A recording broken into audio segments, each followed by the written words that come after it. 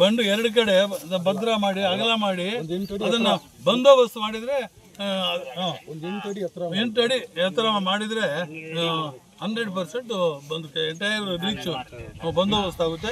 ಮತ್ತೆ ಎಲ್ಲೆಲ್ಲಿ ಈ ಕೇಸಿ ವ್ಯಾಲಿ ಹರಿಯುತ್ತೆ ಎಲ್ಲ ಸ್ವಲ್ಪ ಡೇಂಜರ್ ಆಗಿದೆ, ಸರಿಯಾಗಿ ಮಾಡಿಲ್ಲ ಕೆಲಸಗಳು. ಚಾನಲ್ಸು ಮತ್ತೆ ಒಂದು ಅಲ್ಲ ಒಂದು ಕೆರೆಯಿಂದ ನೀರು ಇನ್ನೊಂದು ಕೆರೆಗೆ ಹರಿಯುವ ಕಡೆ ಎಲ್ಲ ಡ್ಯಾಮೇಜ್ ಆಗಿದೆ. ಒಂದು ನಿಮಿಷ.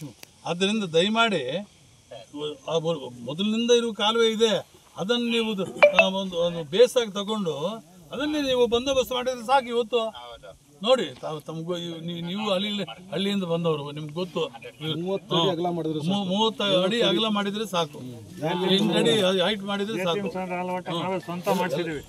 ಕೆಲವು ಕಡೆ ಪಾಪ ರೈತರು ಸ್ವಂತ ಮಾಡಿಬಿಟ್ಟಿದ್ದಾರೆ.